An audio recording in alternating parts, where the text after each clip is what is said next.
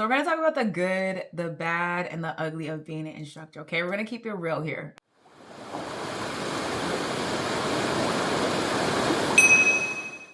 What's good, everyone? Welcome to my channel. My name is Kerri.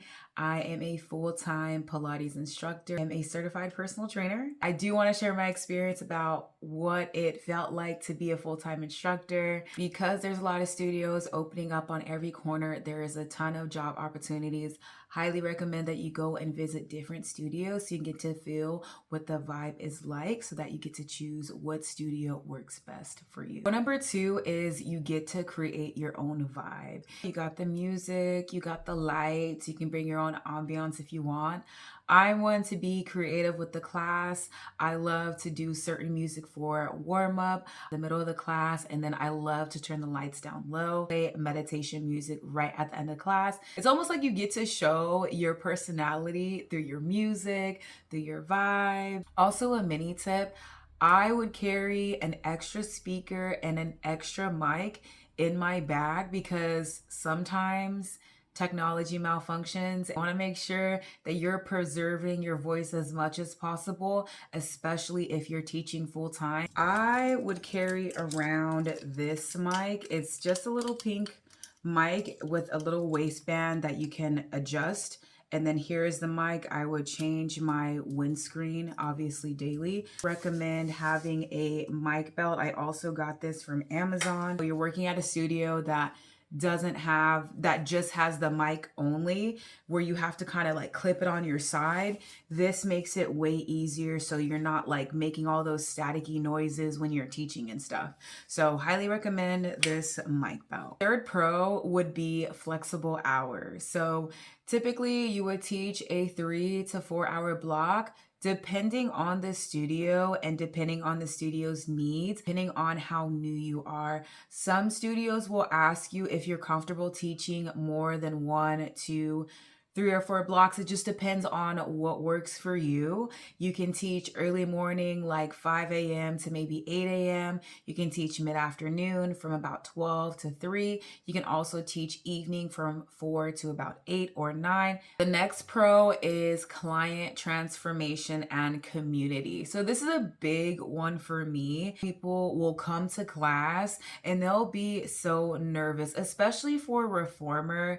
You got the springs, you got the straps, you have different adjustments. Sometimes there's also props, and it could be really intimidating for somebody to come to a reformer class. But it's really beautiful when you get to see your clients come in and tell me about some incidents where they almost fell. I had a Zumba instructor. She came to my class. She was religiously coming to my class, and she told me about instance where she had hit a spin and she almost hit the floor, but the way she landed was so precise. Ultimately, she made it look like it was part of the routine. It's not all about weight loss. Sometimes it's just about, oh my gosh, I noticed my posture is getting better. Another pro is constant growth. Typically at studios, you do have a free membership, so you are able to go take other teachers' classes, how they make the members feel, how they greet the members, how they shout out the members' milestones. No matter how far you are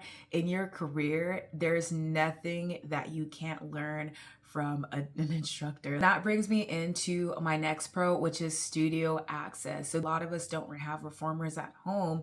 You do get to go and practice your workout there to also improve your own practice. This one can be a little bit of a middle ground when it comes to putting together the classes. So some studios, you have a template and that is the exact template that you teach for the day. The studio that I did work at, I had to put the workouts together on my own, which I honestly like because I had the freedom to be as creative as I wanted to be. This can be a pro or a con because sometimes you're just tired, right? Life happens. Something that I did because I worked at different studios was I did the same workout all week. Now, this kind of might be a hit or miss because I did work at different studios constantly. So I would work at one studio once a week and I worked 5 days a week. So I would have that workout and then that workout would be the same all week. And then I would change the workout the next week and I would do that same workout at all the different studios. But again, it might be a little bit different. That was honestly a pro for me because I get to meet different people. I know some people don't like that. They want to go to one workspace and every studio has a different vibe. This is where you constantly grow here. Some studios, you might have a younger demographic.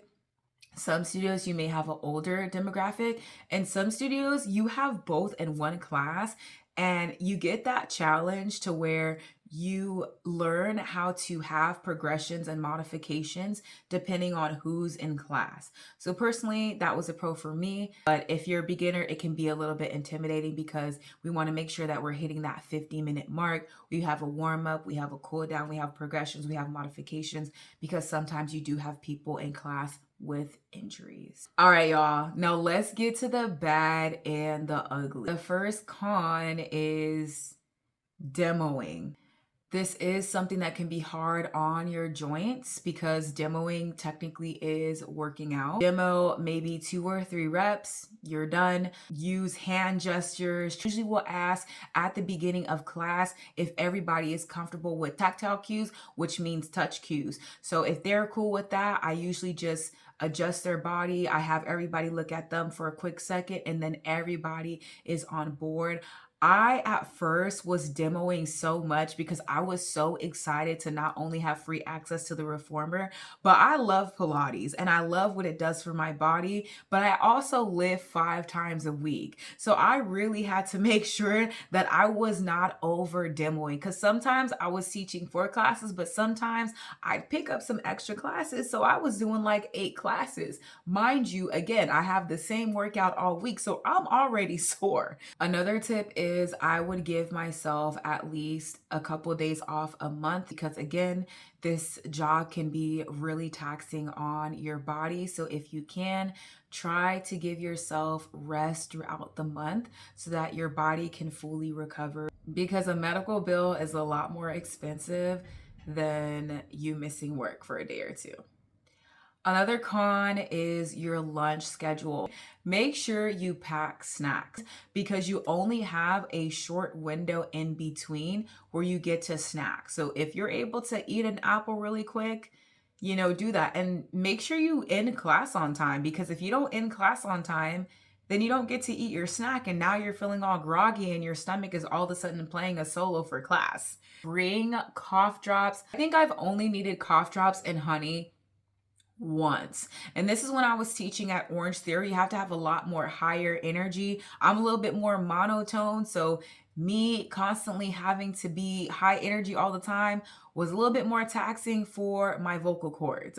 Another con is the pay. There's a ton of studios that are opening, but because there's a lot of studios open and the market is becoming really saturated, some employers are kind of trying to lowball a little bit. If you're somebody who wants to be a full-time Pilates instructor, you might at first need a second job. Some places, they have a base pay and then you get commission based on how many people that you get into class. I know sometimes it's just a flat hourly rate. That's how it was for me. If you're in teacher training right now, take your practice hours seriously. See if you can also shadow at some studios. I know I couldn't. At where I lived, I couldn't, but you never know. And again, another way to shadow is to take the classes, to sign up for a studio for a month or just jump around and take different intro classes. When you go and audition, you're prepared. Granted, you're gonna feel nervous. You're gonna feel a little bit of imposter syndrome when you first start. But if you get those reps in and you're practicing, you find a buddy in class and you guys are constantly practicing, I guarantee you'll be a lot more prepared. Some studios feel like you're easily replaced. So you gotta make sure you're unforgivable in your audition. Another con is burnout. If you're not taking care of your vocal cords, if you're not drinking enough water, if you're not making sure that you're getting breaks in between, it can be really hard on your vocal cords and you can lose your voice. I make sure I get my naps in. I drink a lot of tea. I drink a lot of bone broth as well. Anything that is hot and soothing for my throat, I'm on it, because you're around large groups of people and you have contact really closely. If you're correcting someone's form, it can be easier for you to get sick. So just make sure you're stocked up on like your vitamin C. Another con is constantly being on. Now, clients can be really picky. When they know you're new to a studio, some clients are just waiting to pick, and pick. It can be a little cutthroat. They could say some things that are not too nice. I know I had that when I first started my fitness career. But even though I'm new, hey, you know, like some people are just not as forgiving. And I'm a 5 a.m.er, and look, I'm not a morning person. I only do 5 a.m.s so that I'm up. I get to take a nap before my son gets home, and then I get to be on when he gets home. There was some times where like, I wish I could wear sunglasses to class, y'all. Like, I wish I could wear sunglasses to class. It's all in my face. Like, if I'm not feeling it, if I'm tired, it's all in my face. So more comfortable with my clients, I'm like, yeah, I'm sorry, y'all. Like, I'm still waking up. You know, like I'm still waking up. And some members are cool with it. You know, they're cool with it. They understand because they're even half awake. People are going to like your class and people aren't going to like your class. And that's okay. The right people are going to gravitate towards you. Obviously, if no one likes your class, then it's an issue. People have a preference. Not everybody likes bananas, but the banana doesn't stop being a banana. You have your own style. You have your own flavor. Some people can handle my monotone voice. Some people want a more cheery Pilates instructor. Some people find my voice soothing and some people find my voice boring. And it doesn't work for some people. And I've had to be okay with that. Another con is patience. Woo! Pilates looks easy. People come into class trying to do it fast or trying to add a bunch of springs when they can literally injure themselves. I'm very big on safety. I haven't had to have anybody leave the class, but I made the whole class stop. You're gonna have to repeat yourself sometimes multiple times. Sometimes it's a language barrier. Sometimes it's the morning time and they're tired. Sometimes it's the evening and they're tired. Like, I totally get that. As a single parent, I get that. Like, I only have one kid, so I can't imagine the people who got like 2, 3, 4, a husband, a dog, a cat, a full-time job. Sometimes people just don't want to listen. And you can see it in their eyes. You tell them, be careful. You know, as they're coming up into this kneeling position, be careful as you extend your arms forward because it's easy to fly forward. And they give you that look like, girl, please. And next thing you know, they face planted into their springs and you're like, are you okay?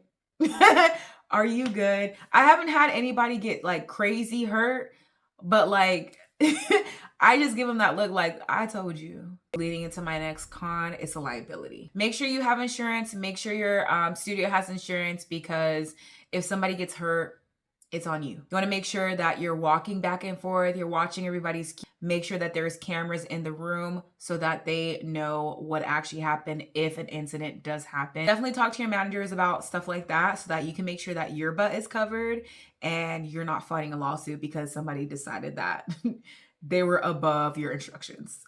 Okay. So now we have made it to the end and you're probably thinking, okay, Kerri, you have given me more cons than pros, right? Why are you doing this? And to be completely honest, I lived a completely different life years ago. I started my fitness journey with walking, and when I got into Pilates, it didn't just change my body, it changed my mindset. It changed the way that I moved throughout life. And I want to see that for other people. This is the strongest that I've ever been in my life. It's bigger than the cons because I love what I do. I love seeing client transformation. I love meeting new people. I love learning. For me, the good outweighs the bad, but on paper, the bad does overtake the good. So again, you have to love what you do. That's where we wrap it up, friends. Stay tuned for next Thursday. We got raw truth about doing Pilates. What's it like on the other side of the room. If this video was helpful, go ahead and like, comment, share, subscribe, and let me know below. Are you thinking about becoming an instructor, or you just want to know like what's the industry like? All right, y'all, peace out.